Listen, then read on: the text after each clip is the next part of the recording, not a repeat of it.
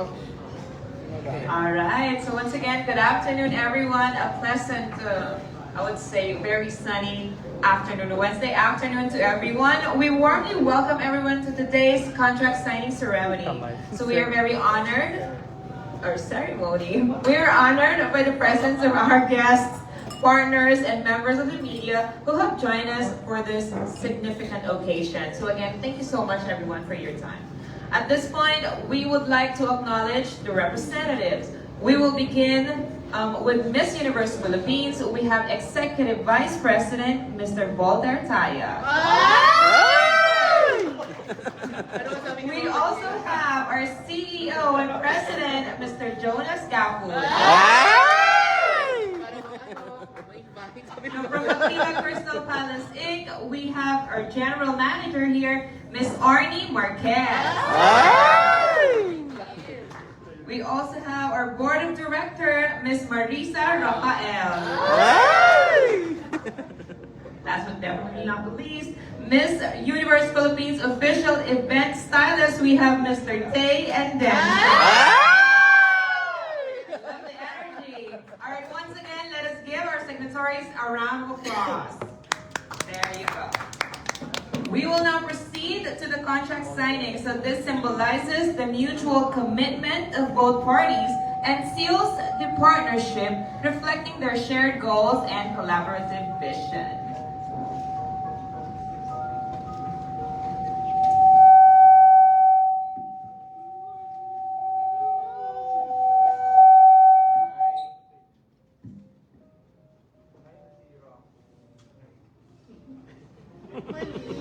Mali. Lahat na lang may mali. Lahat na lang mali.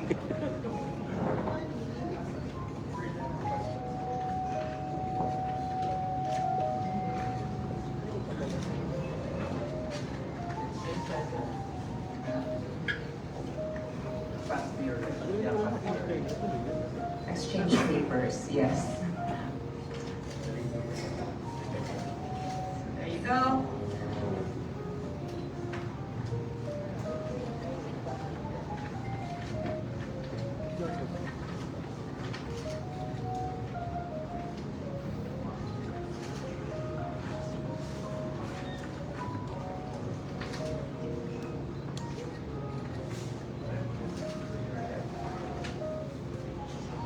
So officially, the partnership between Empire Philippines for Miss Universe Philippines and of course, Aquila or Crystal Palace Inc. is now sealed. There you go. Thank you. Let us give our signatories a round of applause. Yes, literal. All right.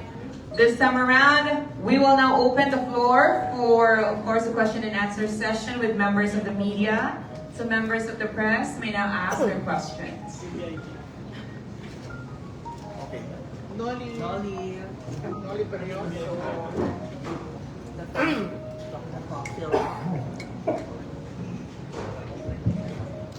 Hello, good afternoon. I'm Noli for OPNB Workplace. And first of all, congratulations to the Universe Philippines organization and Aquila, specifically to Sergey and Data for this renewed partnership. Okay, first question for Sergey. Okay. For the past 2 years, the Miss Universe audience were in awe as far as your visuals are concerned. So, for this year, what the viewers can expect as far as your output is concerned? Ano po ba yung gusto nilang makita ngayong taon? Pero sana like that. So, well, anyway, yun po, malaking bagay yung nagagawa ng mga comments ng mga netizens from every year's pageant. That's what we have, especially for Miss Universe Philippines. And as official event stylist of Miss Universe Philippines, I see to it na we have our own brand. We have our own trademark na ang hashtag Master is only for Miss Universe.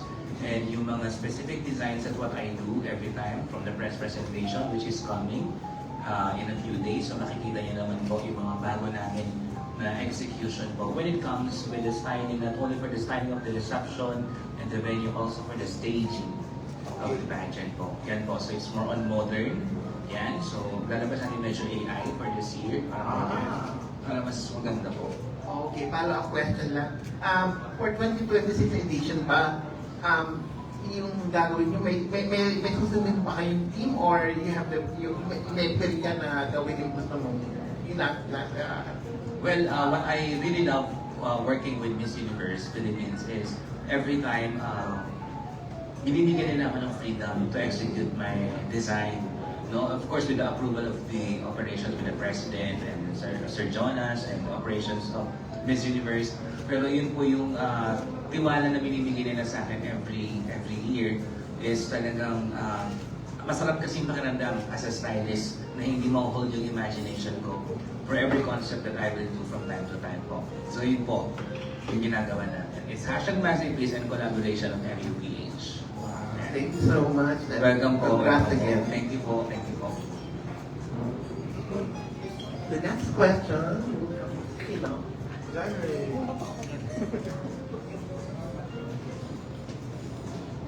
Sir Tay, Good afternoon po. good afternoon po. First and foremost, congratulations on your Thank you. grabe. It's been 2 years already with your partnership, 3 years with your partnership with Miss Universe Philippines organization. But I would like to ask, kasi every year, nag-elevate talaga yung design and then expectation ng mga pageant fans, of course. Pero hindi mo naman binibigurin yung mga pageant fans, especially with your #Masterpiece. But for this collaboration and new partnership, naging mahirap ba yung pag-renew ng partnership or hindi naman po? Yung pag-renew po na, Na partnership with Miss Universe Philippines organization. hindi po. Actually, I'm very, very happy with Miss Universe Philippines. And parang forever na yun eh. #Masterpiece, MUPH. Ganun po siya. So, hindi po siya mahirap. And yung mga ka-work ko po with Miss Universe Philippines, napakagaan nila katrabaho from time to time. And alagang-alaga po kami. Yun po yung masasabi ko. And follow-up lang po, Sir Tay, kasi it seems like sa background pa lang or logo ng Miss Universe Philippines, it's kind of blue. So, are we expecting sa Galaxy ito sa press presentation or sa finals ba? Or at least sa gala night? Yeah, well, medyo closer, pero abangan niyo po yung press presentation natin coming in a few days po. Ayan. So, yun po yung unang labas po natin, ng unang approach po ng #Masterpiece for Miss Universe Philippines. Ayan. Thank you so much po.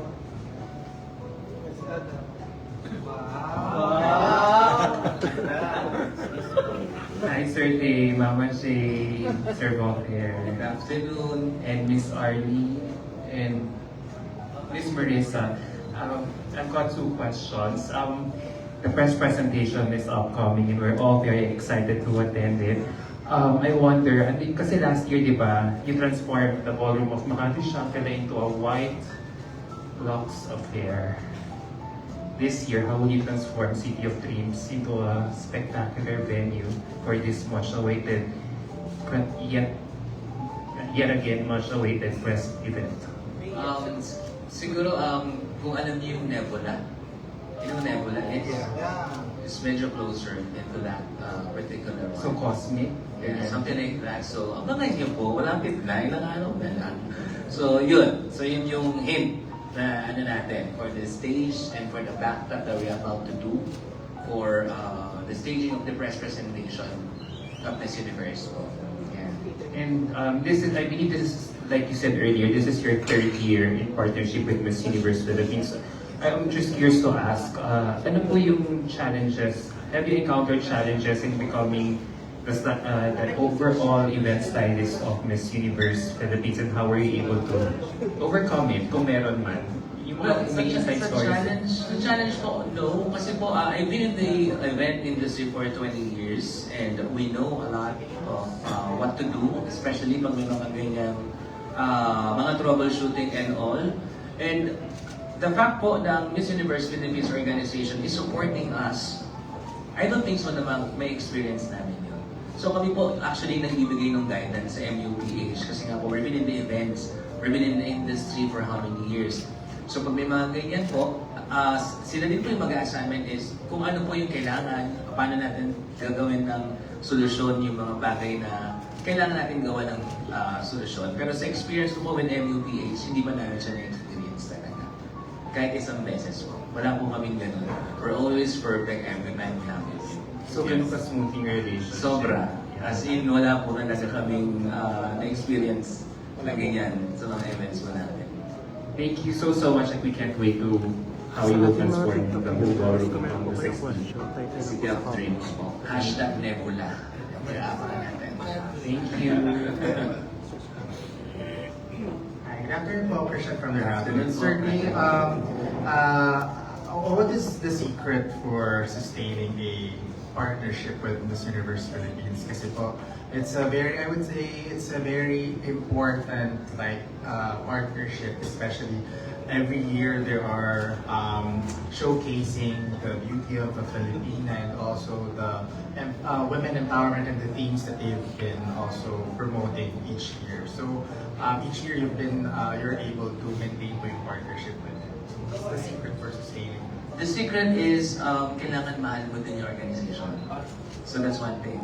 If you don't love the organization, I don't think so na magkakaroon kayo ng magandang relationship to each other. So that's the secret po na pwede kong ibigay. Kasi if you do love your work for this organization, kailangan hindi lang yung gusto mo magpakita ng talent mo for every particular event of Miss Universe Philippines. You should love also the organization at the same time and the people behind it. So that's the secret po. In a good relationship and a good partnership for hashtag Massive Peace and Miss Universe Philippines. Will there be more events?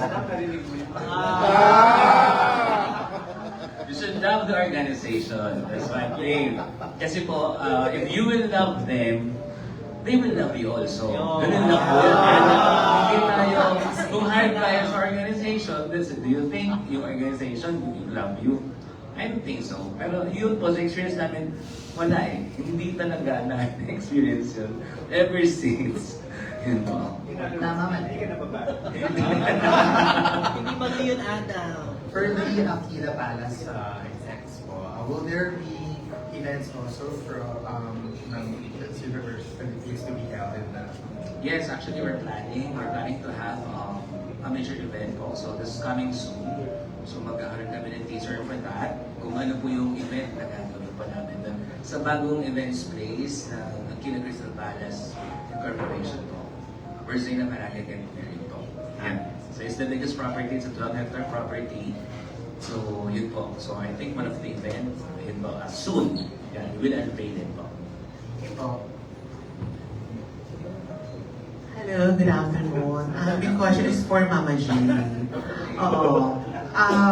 Curious lang, may nag-attempt na po ba na magpa-dethrone ng position ni Sir Tay Intention as Miss Universe Philippines official stylist? Of course, madami kayong connections, entertainment, and style event sa mga events. So may nag-attempt po ba na ako na lang yung event stylist na ganyan? Good afternoon first and foremost, and thank you again to Tay and Densha. Walang nag-attempt dahil natatakot sila sa akin. Baka mapahiya. And joke lang. Wala naman.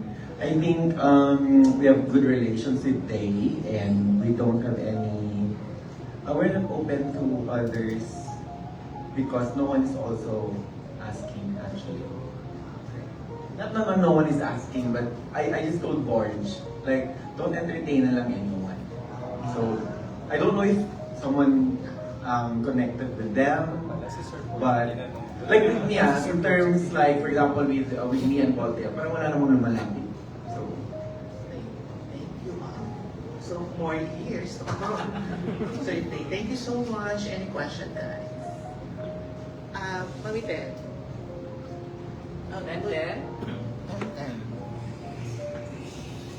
Hello po. As I can see, parang loyalty is very much important po sa inyong lahat.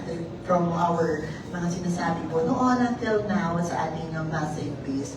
It is, Massive Peace is talking about artistry and master art, di ba po? So, how important is loyalty in connection for this contract signing po sa inyo? so Yes, girls, sir. And well, as you know, with Miss Universe Philippines, we're quite lucky that there are a lot of people, a lot of sponsors that always want to associate and align themselves with Miss Universe Philippines. But also, at the same time, we return that favor whenever we find a good partner. And they, his company, have always been amazing to work with. They've been collaborative. And I think that's the perfect word. They've been collaborative. And also, yes, he's creative. And whenever you're working with creatives, they have a particular vision.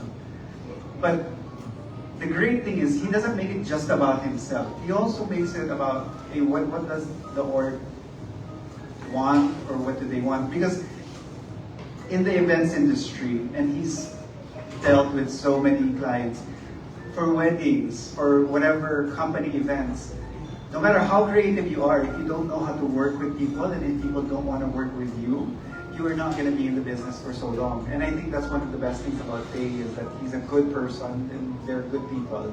And that good energy is a very positive thing, and that's why we like to keep these people along with us.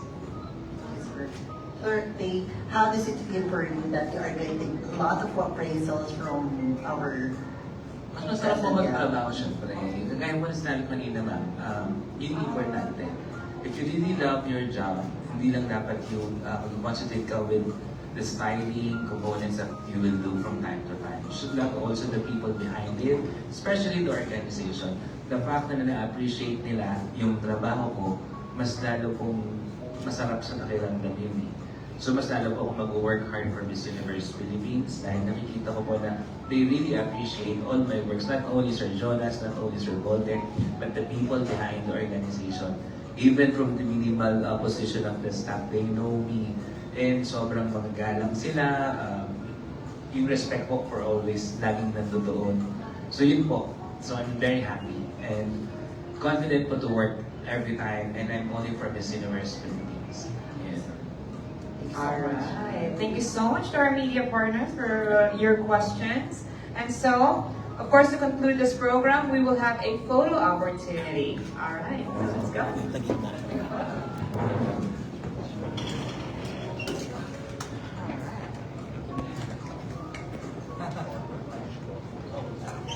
Oh, sir.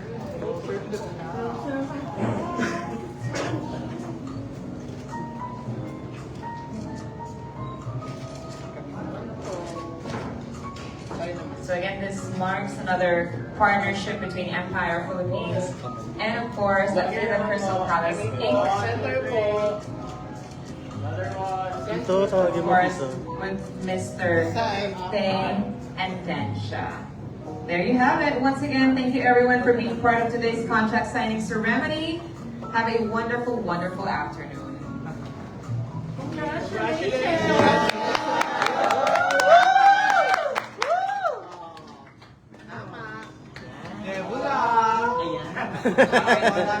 Ayan.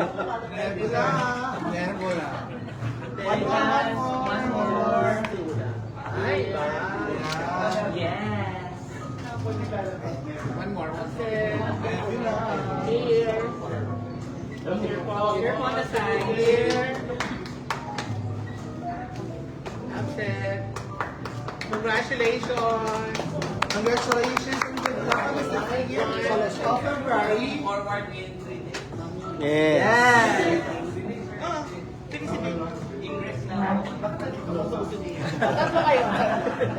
Tatlo daw. Three. Eh, dito tatlo sila. The universe. The universe. The universe. Orange to right. Dito naman po. Tawagin mo dito. Other one. On the side. Dito po sa side. Yan. That's it. Cutting edge. Follow me.